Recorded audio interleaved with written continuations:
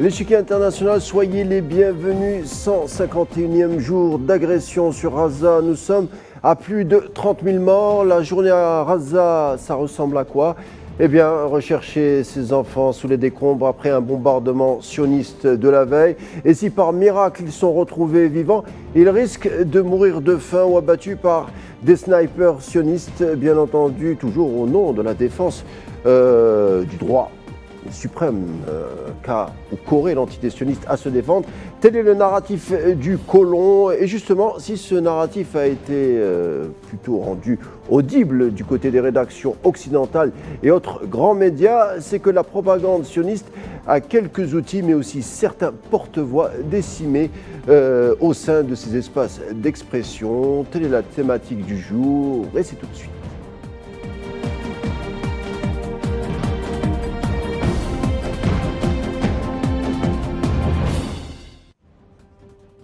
On a choisi d'opter pour un titre assez spécial, l'entité sioniste ou l'hymne au mensonge. Mais justement, le mensonge, contrairement à la vérité, a besoin d'être nourri chaque jour ou régulièrement, comme la bête a besoin d'ingurgiter du fumier, alors que la vérité n'a besoin pratiquement de rien.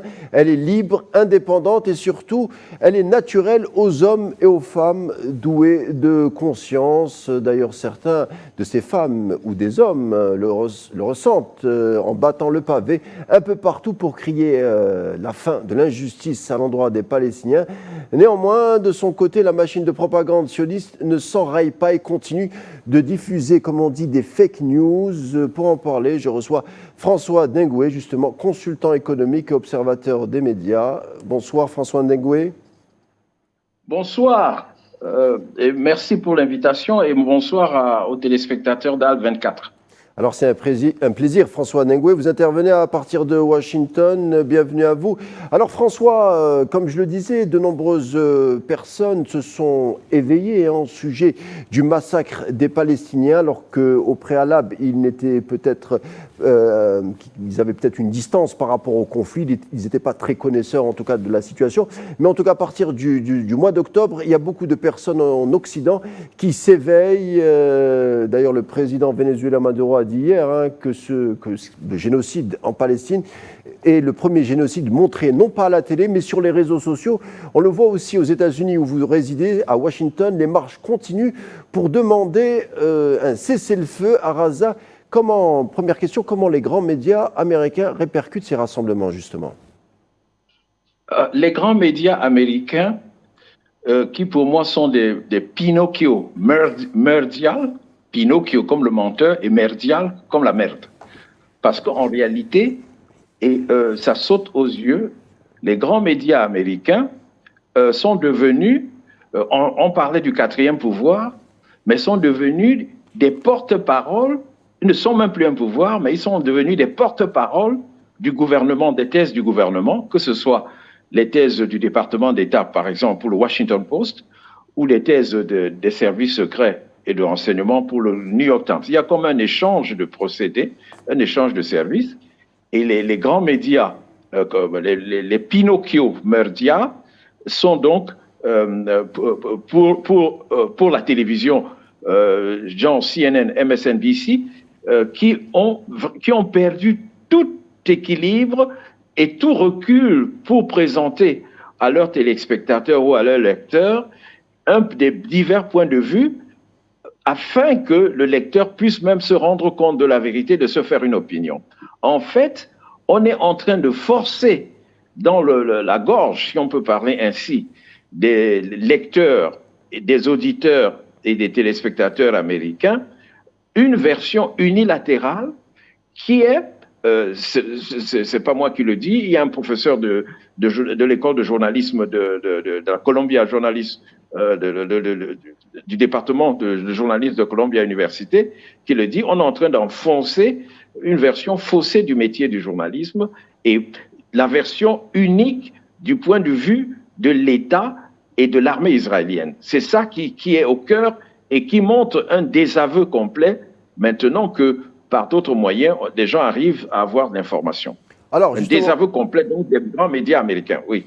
Alors, on revient sur ces impressionnants rassemblements devant l'ambassade sioniste il y a 2 jours, à l'endroit où l'ancien soldat de l'Air Force, Aaron Bushnell, s'est immolé par le feu. On a aussi le cas de Joséphine Guilbeault, une vétérane de l'armée US, qui commence à défendre les Palestiniens et être à la tête de mouvements qui défendent justement les droits des Palestiniens. On le sait, hein, les médias sont pro-sionistes aux États-Unis, ce n'est pas extraordinaire que de le révéler, mais cette puissance supposée de la communication sioniste apparemment se vendit, se fissure face à une rue américaine de plus en plus conscientisée sur le sort des Palestiniens.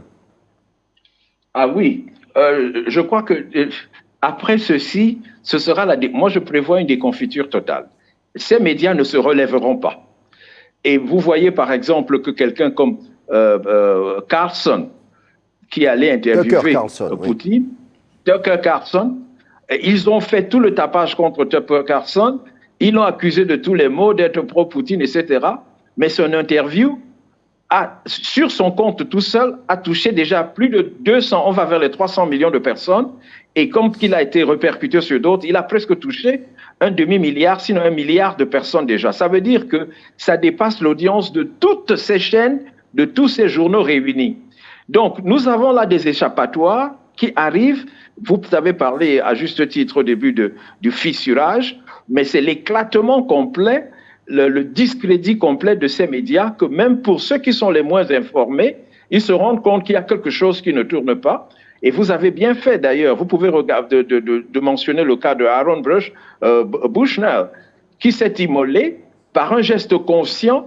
Sa vidéo a été passée sur plusieurs réseaux sociaux et on le voit bien, qui en partant, c'est un garçon conscient qui dit clairement pourquoi il va s'immoler, qu'il annonce à l'avance, qui vient devant l'ambassade d'Israël, qui verse l'essence sur sa tête et qui brûle en criant « Free Palestine », et en partant, il explique bien la portée de son geste, c'est que bien qu'étant militaire américain, et il est en tenue de l'armée américaine, c'est très très important de le noter, et il vient et il s'immole en versant sur son képi et en criant.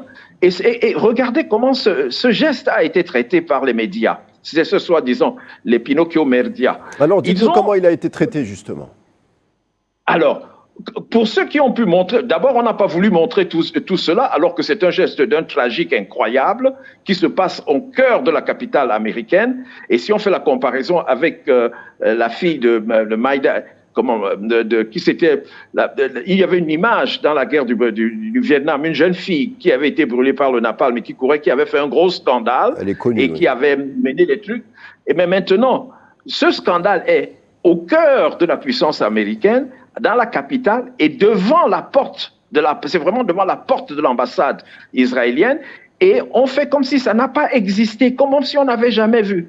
Et pour ceux qui ont traité ce drame incroyable, on a questionné la mentalité le mental de on a insinué qu'il était dérangé mentalement, alors que c'est un garçon, d'après les petites fouilles que j'ai vues, c'était quelqu'un qui était respecté dans son travail, mais qui était excédé par l'injustice qu'il n'arrivait plus à supporter, que son gouvernement menait des dons en son nom, et étant incapable d'arrêter le massacre, le génocide, il a, pour montrer sa solidarité avec le peuple de Palestine et pour montrer ses qualités d'humain, parce que j'imagine que se suicider, c'est pas une petite affaire. Pour qu'il en arrive à là, c'est qu'il en avait vraiment gros le cœur, et au lieu au moins de sympathiser avec la mort et de faire prendre conscience de l'extrême gravité de la situation. Oh, il y a des médecins médias ont dit, oh, il faut questionner sa santé mentale, il était déséquilibré, il était ceci. Et je trouve que ce n'est pas faire honneur même à leur pays que de traiter ainsi le geste tragique, parce que je n'ai pas d'autre mot pour dire, devant une injustice qu'un jeune Américain ne pouvait plus supporter, causée par son gouvernement, qui crée des dizaines de milliers de morts et d'enfants innocents actuellement en Palestine. Alors François Ndengwe, on s'arrête, si vous le voulez bien, sur ce narratif sioniste quand on demande à certains militaire sioniste, pourquoi tant de violence? Il rétorque souvent que l'entité sioniste a le droit de se défendre. Hein. Et justement, cette défense, ce narratif de la défense repose sur une fake news, et pas n'importe laquelle, puisque le New York Times, le prestigieux quotidien américain, a repris, entre guillemets, un canular, les fameux 40 bébés décapités.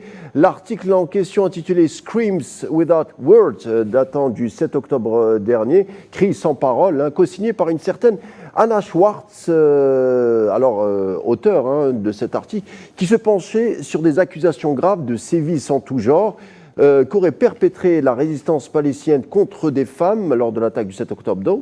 Sauf que on apprend que cette Anna Schwartz n'a pas de lien avec le journalisme, elle n'a aucune expérience journalistique, et surtout qu'elle avait travaillé, ou qu'elle travaille encore, pour le service de renseignement sioniste. Est-ce que vous pouvez nous en parler? Là, vraiment, on pourrait dire que c'est un bijou du mensonge. C'est un chef-d'œuvre du mensonge, et je crois que dans les écoles de journalistes, ça devrait être un cas d'école. Moi, encore une fois, il y a un professeur de Columbia qui avait déjà fait un peu ce travail sur les Russia Gate, mais je ne vais pas en parler. Si j'ai le temps, j'en parlerai après, où il avait répercuté des mensonges, des articles du New York Times en particulier, et même des articles qui avaient eu le fameux prix Pulitzer, et qui ne sont qu'un tissu de mensonges. Alors, pour revenir à cet article, c'est un article qui a été publié sur le New York Times en date du 28 décembre dernier. Donc, c'est un mensonge qui expose donc, avec une photo d'une famille, d'une certaine Gal Abdouche, et on dit que cette femme a été violée par les soldats de Hamas. Moi, j'ai lu l'article tout de suite parce que moi, je suis très curieux. J'essaie de suivre cela. Cela m'a d'abord tout surpris parce que j'imagine, il faut que vos éditeurs imaginent la situation. Voici une opération qui a été celle des Hamas. Vous vous êtes préparés et le temps est contre vous. Je me demande avec quel temps. Enfin, voici, je vous donne mes impressions que j'ai eues en lisant cet article. Donc, vous devez tout faire. Bon, si votre objectif, c'est de ramasser les otages et les ramener, vous n'avez pas le temps d'aller violer les femmes. Je me suis dit, mais ça me paraît curieux. La moindre des choses, c'est d'aller violer les femmes, alors que votre objectif, c'est... Ils ont attaqué des postes militaires. Certes, ils ont tué des civils, ce que je condamne et je condamnerai toujours. Mais ils se sont attaqués d'abord aux militaires. Et on montre que après, beaucoup de soi-disant, les civils qui ont été tués par l'armée israélienne. Bien, mais je viens sur l'article. Donc, cet article m'a semblé bizarre dès le début, mais je n'avais pas les moyens de l'analyser. Et cet article, écrit par trois soi-disant journalistes, cette Anna Schwartz, et après un certain Jeffrey Gentleman, Gettelman, G-E-T-L-E-M-A-N, et ensuite Adam Cella. Adam Cella, oui. Voilà. Alors, ils disent, donc, ils exposent, donc, même dans le détail, ils décrivent comment on a violé cette soi-disant fille, et c'est avec des détails qui m'ont surpris. Et pour moi, sans que j'ai pu avoir des éléments, pour moi, ça sentait du faux. Parce que si vous êtes dans une opération commando, en sachant surtout qu'on va venir contre vous et une armée qui ne vous fera pas de cadeau, avec quel temps avez-vous pour pour aller violer les femmes? Alors, le poteau rose est arrivé très vite. Et ici, on doit encore rendre hommage à M. Max Blumenthal et de son site, qui est un juif américain dans cette histoire, un jeune juif américain qui a un site qui s'appelle Grey Zone, et c'est lui qui, par le menu, a démonté ceci. C'était donc un tissu de mensonges du début jusqu'à la fin. L'article n'est fait que de mensonges. Cette Anna Schwartz n'a aucune qualité de journaliste, ni ce monsieur Adam Cella, qui, entre guillemets, a un lien de parenté avec cette Anna Schwartz. Et plus grave, l'enquête de Grey Zone a montré que cette Anna Schwartz était une ancienne de l'armée israélienne et qui est donc implantée au sein du New York Times. Autrement dit, et qui en même temps travaillait pour un média public israélien. Donc, autrement dit, d'après les enquêtes de Grayson et d'autres journalistes qui ont suivi par la suite, on a au sein du New York Times, qui est soi-disant la plus grande institution journalistique américaine, quelqu'un qui peut construire une fiction du début à la fin de cette affaire de viol et puis publier ça sans remords. Moi, c'est pour ça que je dis que c'est vraiment un bouquin qui montre... Oui. Alors justement, le pot-au-feu, comme vous l'appelez si bien, a été démasqué par beaucoup. Le Haaretz, le journal sioniste de gauche, a tout de suite dit que les preuves n'étaient pas tangibles. On a aussi, il y a un journaliste qui s'appelle Glenn Greenwald, qui est célèbre parce c'est lui qui avait notamment recueilli les déclarations de Snowden sur la surveillance de masse par la NSA, qui avait dit aussi que ça ne tenait pas la route, que le récit rapporté par soi-disant des militaires sionistes ne collait pas à la réalité. On avait aussi analysé les traces d'obus au sein du kibbutz de Be'eri, les traces d'obus, alors que quand on avait analysé les armes, la résistance palestinienne, c'était des armes plutôt légères. Donc on s'est posé la question si c'était plausible que l'armée sioniste n'était pas elle-même impliquée dans ces massacres, notamment sur le kibbutz de Be'eri. Oui, les preuves ont montré que le Hamas ne pouvait pas avoir ce type d'armement pour commettre ce genre de dégâts. Donc, qui, à part le Hamas, dans ces conditions, pouvait avoir cet armement et ces obus de grand calibre et même des tirs à partir des hélicoptères ou des avions au-dessus de ce kibbutz. Donc, il est maintenant admis, je crois que c'est de l'unanimité, que l'armée israélienne a tué beaucoup parmi les soi-disant 1200 ou 1400 qu'on attribue à Hamas. Donc, ce n'est pas plausible, ça ne peut pas être seulement appuyé à Hamas, mais concentrons-nous encore un instant sur cet article. Vraiment, c'est un bouquet. Je vous en prie. Et j'attire les attentions là-dessus, et vous avez bien fait de mentionner Glenn Greenwald et le travail qu'il a fait, mais n'oubliez pas ce qui est encore plus grave. C'est que la famille même de cette fille s'est révoltée, cette fille qu'on disait violée, s'est révoltée et a dit « Notre fille n'a jamais été violée ». Est-ce que vous comprenez la gravité de la chose? C'est que cette famille pourrait même porter plainte contre le New York Times, qui a utilisé son nom pour construire un roman. C'est un roman macabre sur le nom. La famille a refusé. Et plus même encore, même la police israélienne a dit que non, elle n'avait pas suffisamment de preuves. Et la police a dit cela au New York Times avant la publication de l'article. Alors, le souci... Mais malheureusement, le mal était fait. Alors, le mal et c'est ça qui est dramatique. Allez-y. Et ce qui est dramatique, c'est que le mal a été fait. Donc, tout le tambour a pris ensuite, les autres médias ont repris, les chaînes de télévision ont repris. Mais au-delà des médias, François Dégoué, au-delà des médias, c'est-à-dire le mal a été fait, mais le mal est allé bien loin, puisque la première dame américaine elle-même s'est faite la diffuseuse de ce genre d'allégations. La Maison-Blanche, dans un premier temps, a repris cette affaire qui, vous l'expliquez très bien, qui n'est basée sur aucun début de commencement de preuve. Donc c'est aller beaucoup plus loin, ce n'est pas qu'une crise médiatique. C'est presque une crise institutionnelle, c'est une crise de confiance, c'est une rupture entre les médias classiques et le public, les auditeurs, les lecteurs. Vous avez raison, c'est aller beaucoup plus loin. Le président, vous avez parlé de Mme Biden, mais M. Biden lui-même a repris l'affaire en public. Il est allé jusqu'à dire, en exagérant, j'ai vu de mes yeux les photos des enfants décapités. N'oubliez pas cela. Alors qu'il n'avait jamais rien vu.